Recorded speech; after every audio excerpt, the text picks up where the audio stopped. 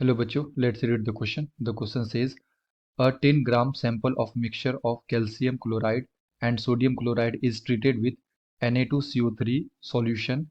This calcium carbonate is heated to convert all the calcium to calcium oxide and the final mass of calcium oxide is 1.62 gram.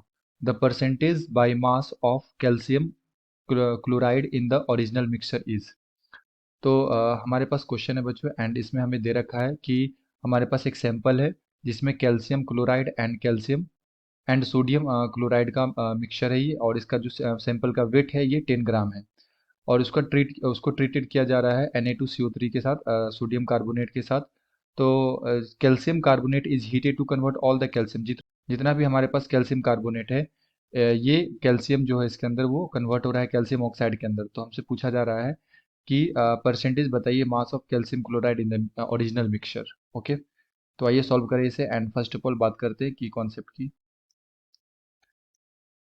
Concept. तो basically question आया बच्चों percentage mass composition and यहाँ पे हम लोग reaction देख सकते हैं कि जो हमारे पास कैल्शियम कार्बोनेट है, जब इसे हम लोग हीट करेंगे तो ये जितना भी कैल्शियम है वो किस में कन्वर्ट हो गया है, कैल्शियम ऑक्साइड के अंदर, यानी कि CaO और साथ में CO2। तो हम लोग यहाँ पे इसका वेट को x ग्राम मान लेते हैं कि कैल्शियम कार्बोनेट का वेट कितना है, x ग्राम। सो हम लोग कैलकुलेट कर लेंगे मोल्स। मोल्स इक्वल टू होता है given weight by molar weight, तो x अपॉन CaCO3 का जो मोलर वेट आता है ये आता है 100। ठीक है, CaCO3 का मोलर वेट कितना आएगा, 100 ग्राम पर मोल। तो यहाँ पे देखा जाए तो इस CaO का कितना वेट हमें दे रखा है, 1.62 ग्राम। तो इसका कितना बना है, 1.62 ग्राम।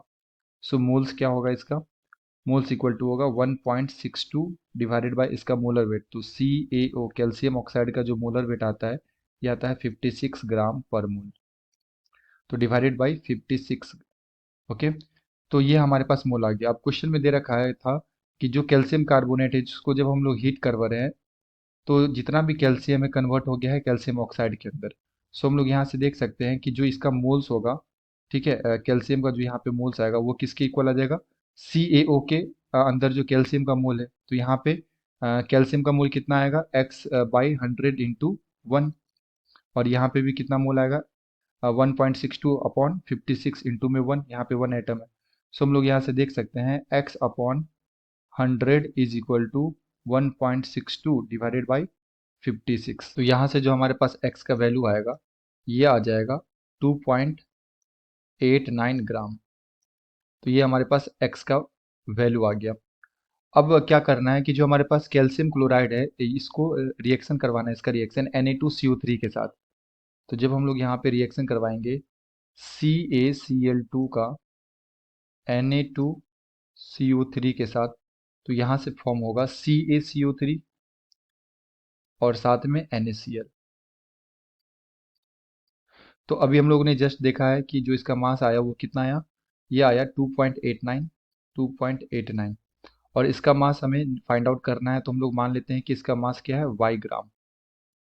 सो इसका मोल हम लोग कैलकुलेट करेंगे। तो मोल्स इक्वल टू क्या लिख सकते हैं, moles equal to again given weight y है हमारे पास एंड मोलर वेट इसका कितना आ जाएगा, 111 है ना। CaCl2 का जो मोलर वेट आता है ये आता है 111 ग्राम पर मोल। एंड यहाँ पे हम लोग ने इसका मोल निकालेंगे तो इसका मोल क्या आ जाएगा, mole equal to given weight 2.89 divided by molar weight, इसका होता है 100। तो जब हम लोग यहाँ पे इस दोनों को फिर से अगेन इक्वल करें तो हमारे पास आएगा y/111 is equal to 2.89 divided by 100। So हमारे पास यहाँ से y का जो मास आ जाएगा, यहाँ से y का वैल्यू ये आ जाएगा 2.89 इंटू में 111 divided by 100। So y is equal to 3.2 gram. तो y का वैल्यू कितना आ गया, 3.2 ग्राम, और y हम लोगों ने किसे माना था, वेट ऑफ CaCl2 का। अब हमें परसेंटेज निकालना है, परसेंटेज ऑफ मास। तो ये कैसे होगा, ये हम लोग क्या लिख सकते हैं, तो यहाँ पे कितना वेट है, 3.2, और जो मिक्सचर है इस मिक्सचर का वेट कितना है, इस मिक्सचर का है 100, मिक्सचर का वेट है 10 ग्राम। तो 3.2 डिवाइडेड बाई 10 इंटू में 100 करेंगे तो यहाँ से जो परसेंटेज आ जाएगा CaCl2 का, ये कितना आ जाएगा हमारे पास 32%। 32% हमारा क्या आ जाएगा, percentage of mass CaCl2 mixture के अंदर। तो करेक्ट आंसर कितना आ गया हमारा, तो यहाँ से हमारा आंसर कितना आ गया 32%। Okay, I hope you will understood it well. Best of luck, thank you.